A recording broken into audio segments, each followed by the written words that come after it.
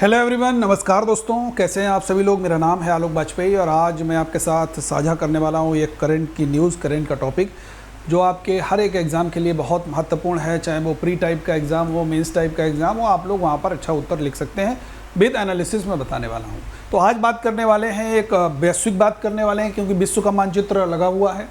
अभी हाल ही में global peace index जारी किया गया, यानी कि ग्लोबल पीस इंडेक्स वर्ष 2023 का जारी किया गया।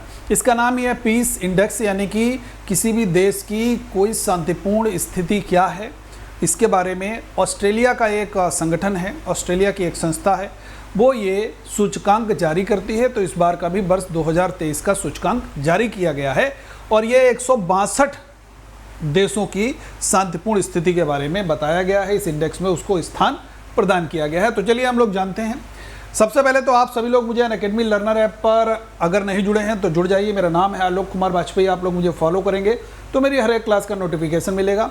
और अनअकैडमी लर्नर ऐप पर अगर कोई प्लस कोर्स लेना चाहते हैं तो मेरा रेफरल कोड है AB70, ये लगाइए, आपको डिस्काउंट निश्चित रूप से मिलने वाला है। ग्लोबल पीस इंडेक्स 2023 भारत को 126वां स्थान मिला। भारत को 126वां स्थान मिला और 126वां स्थान जो मिला है ये यानी कि 9 पायदान भारत की स्थिति सुधरी है।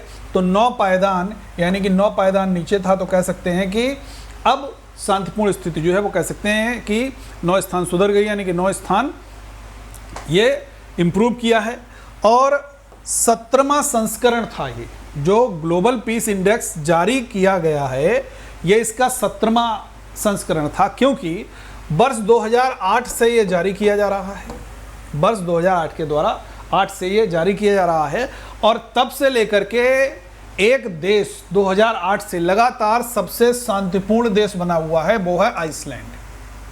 हालांकि खुशहाली के मामले में ये तीसरे स्थान पे आता है, खुशहाली के मामले में ये तीसरे स्थान पर आता है आइसलैंड। लेकिन ये जो ग्लोबल पीस इंडेक्स है, ग्लोबल पीस इंडेक्स में वर्ष 2008 से लगातार, मैं लिखे दे रहा हूं, 2008 से लगातार ये आपका विश्व का सबसे शांतिपूर्ण देश बना हुआ है आइसलैंड, जिसकी कैपिटल है रिक्सजैविक, याद रखना आपको, ठीक है।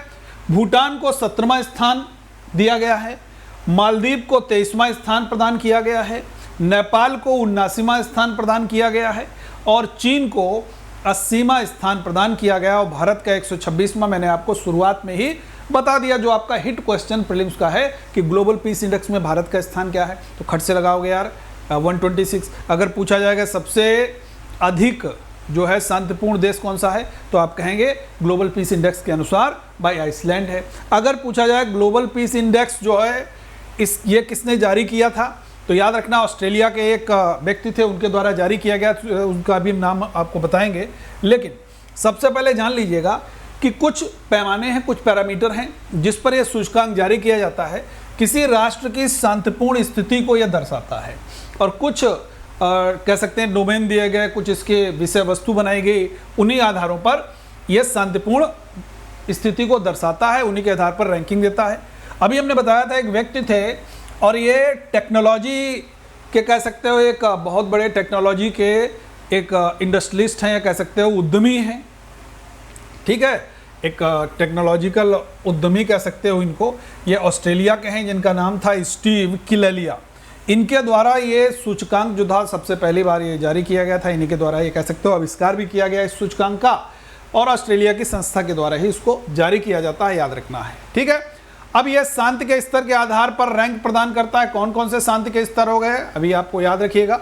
समाज में बचाव और सुरक्षा का स्तर, कि किसी भी राष्ट्र में जो उसकी जो सोसाइटी है उसमें किस तरीके से सेफ्टी है, बचाव किया जा सकता है, उसकी जो सिक्योरिटी है वो कैसी है, ये इस आधार पर एक आधार तो ये हो गया। दूसरा है घरेलू और अंतर्राष्ट्रीय संघर्ष, कि किसी भी देश में कितने अंतर्राष्ट्रीय स्तर, यानी कि उसके पड़ोसी जो देश हैं या वो अंतर्राष्ट्रीय स्तर पर किसी भी संघर्ष का सामना कर रहा है, या घरेलू स्तर पर मान लीजिए किसी एक राज्य से दूसरे राज्य की मांग चल रही है, उसी में घरेलू हिंसा चल रही है, कोई और आंदोलन चल रहा है, ये सारी की सारी चीज़ें कहीं ना कहीं वहाँ पर देखी जाती हैं। तो अंतर्राष्ट्रीय और राष्ट्रीय, यानी कि घरेलू मतलब हो गया राष्ट्रीय एक तरीके से, तो ना ही कोई ये मामला विवाद अगर बहुत अधिक है तो अच्छी रैंकिंग नहीं होगी, ये बात तय है।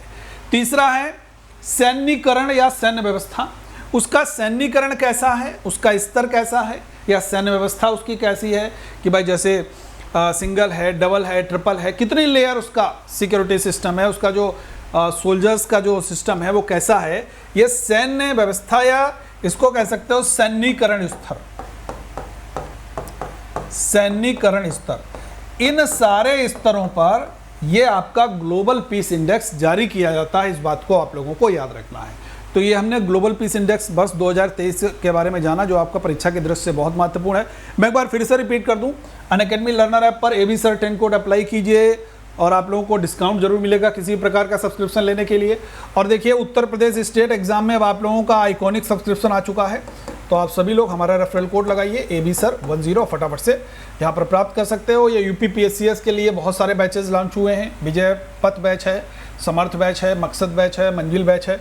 इनमें से किसी भी बैच में इनरोलमेंट करना चाहते हैं तो फटाफट से आप सभी लोग भाई सब्सक्रिप्शन जरूर प्राप्त कीजिए। मेरा रेफरल कोड का प्रयोग कीजिएगा AB सर 10। ओके, तो ये न्यूज़ आपके लिए बहुत महत्वपूर्ण साबित होने वाली है, इसको जरूर याद कर लीजिएगा। और थोड़ा सा लिखने की जरूर प्रैक्टिस कीजिए। अगर आ जाए मान लीजिए ये 50 शब्द में, 25 शब्द में, 150 शब्दों में, तो आप अच्छे से अच्छा लिख सकें, इस बात का बड़ा ध्यान देना है। Okay, thank you everyone. अगर मेरा सेशन अच्छा लगता है तो आप लोग अधिक से अधिक शेयर किया कीजिए, लाइक किया कीजिए और चैनल को सब्सक्राइब बिल्कुल कीजिएगा, तभी आपको मेरा नोटिफिकेशन जरूर मिलेगा। और अनअकैडमी लर्नर ऐप पर मुझे फॉलो कीजिए आलोक कुमार वाजपेयी के नाम से।